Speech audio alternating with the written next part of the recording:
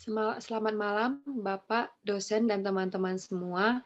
Di sini kami dari kelompok 2 membawa tema tentang bioregulasi dan keamanan hayati. Saya Gita Agustina Barustepu dan kedua rekan saya Putri Oktaviani serta Azira. Critical Book Report. Pertama, identitas buku. Judul buku Proceeding. Pengarang, pemakalah pada Seminar Nasional Biologi 2018. Penerbit Fakultas MIPA Universitas Negeri Surabaya. Tahun terbit 2018, kota terbit Surabaya.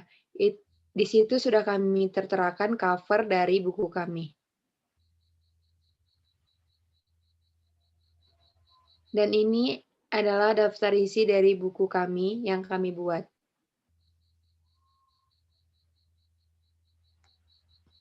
Kedua, ringkasan buku. Dapat diambil kesimpulan bahwa biosafety adalah suatu disiplin dalam penanganan dan sistem containment terhadap mikroorganisme menular dan bahan biologi berbahaya. Prinsip-prinsip biosafety yang diperkenalkan adalah sistem containment laboratorium dan penilaian resiko yang meliputi dasar-dasar sistem containment, termasuk praktek dan teknik laboratorium yang benar, peralatan keselamatan, fasilitas yang melindungi pekerja laboratorium, lingkungan, dan masyarakat dari paparan mikroorganisme menular. Penerapan pengetahuan dan penggunaan teknik dan peralatan yang tepat akan memungkinkan komunitas mikrobiologi dan biomedis mencegah terpaparnya individu, laboratorium, dan lingkungan terhadap agen menular atau berpotensi biohazard. Untuk menjamin keselamatan diri laboratorium, salah satu persyaratan adalah pemakaian alat perlindungan diri berupa sarung tangan, jas laboratorium, dan masker. Selain itu, aspek perilaku petugas sendiri terhadap disiplin pemakaian alat pelindung diri atau APD dan higien petugas sehabis penanganan sampel berupa pencucian tangan tidak boleh diabaikan. Ketiga, kelebihan dan kekurangan buku. Kelebihan buku kami, pertama, dilengkapi oleh data dan tabel yang membuat lebih mengerti apa yang dijelaskan dalam buku tersebut. Kedua, jumlah halaman yang sedikit, penjelasannya jadi lebih ringkas dan langsung ke poin-poin pembahasan. Kekurangan buku kami, pertama, memiliki bentuk dan struktur tulisan yang monoton. Kedua, pembahasannya sedikit dan tidak luas. Critical Journal Report akan dijelaskan oleh Azira. Baiklah, terima kasih Egita. Saya akan membahas tentang Critical Journal Report. Yang pertama, identitas buku, judul jurnal kami, Biosafety dan Biosecurity, penulis Gita Saputra, penerbit Bioris WHO.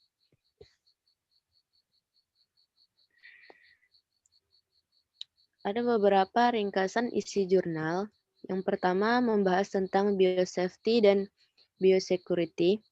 Biosafety adalah penerapan pengetahuan, teknik, dan peralatan untuk melindungi personil laboratorium dan lingkungan dari paparan agen yang berpotensi menyebarkan penyakit, sehingga biosafety memerlukan tempat kerja khusus atau containment untuk mencegah agen biologis berbahaya atau biohazard tidak keluar dari lingkungan kerja dan mencegah resiko paparan patogen atau penyebab penyakit terhadap personil di laboratorium.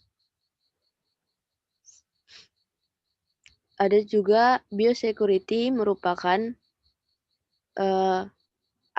diperlukan aspek lain yaitu biosecurity yang pada perkembangannya memiliki prinsip suatu perlindungan agen biologis dan kimia dari suatu penyalahgunaan atau bioterrorism. Ada beberapa tujuan biosecurity. Yang pertama, mencegah, mengendalikan, dan mengelola risiko terhadap kehidupan dan kesehatan dari suatu ancaman tertentu. Beberapa perbedaan biosafety dan biosecurity berdasarkan objeknya. Biosafety menitik beratkan pada manajemen dan desain laboratorium dengan tujuan melindungi staf laboratorium agar dapat bekerja secara aman di laboratorium. Sedangkan biosecurity menitik beratkan pada penanganan objek penelitian agar aman dari lingkungan. Oleh karena itu, diperlukan penilaian dan pemilihan jenis laboratorium yang akan digunakan dalam memulai suatu kegiatan penelitian. Di bawah juga tertera link dari jurnal yang kami review.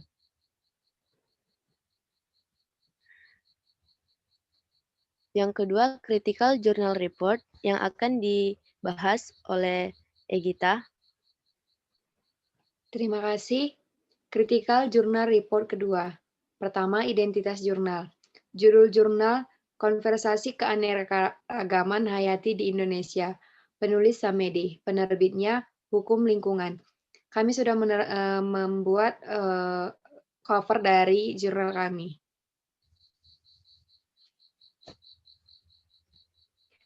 Ringkasan jurnal. Pertama, produk rekayasa genetik atau PRG merupakan hasil penerapan dari bioteknologi modern. Dalam Peraturan Pemerintah RI Nomor 22 Tahun 2015 tentang keamanan hayati produk rekayasa genetik, PRG didefinisikan sebagai organisme hidup, bagian-bagian atau hasil olahan yang mempunyai susunan genetik baru dari hasil penerapan bioteknologi modern. Indonesia adalah salah satu negara yang kaya akan keanekaragaman hayati, dan salah satu negara yang memiliki keanekaragaman hayati terbesar di dunia. Pemanfaatan anekaragaman hayati melalui pemulihan secara konvensional maupun teknologi rekayasa genetik memberi peluang untuk menunjang ketahanan pangan dan peningkatan kualitas hidup manusia.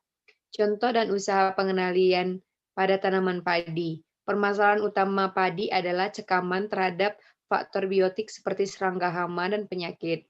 Kondisi ini dapat menimbulkan kerugian di lapangan dan berdampak pada penurunan produksi.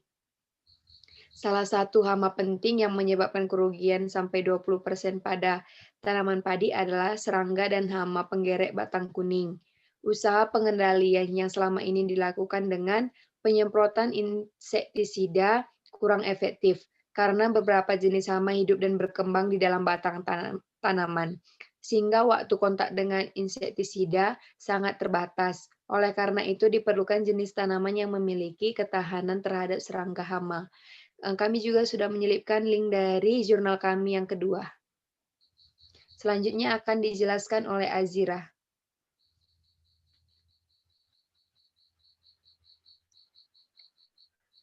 Selanjutnya itu Critical Journal Report 2. Identitas jurnal, judul jurnal penegakan hukum di bidang pangan, penulis Nyoman Garjita, penerbit Unisula.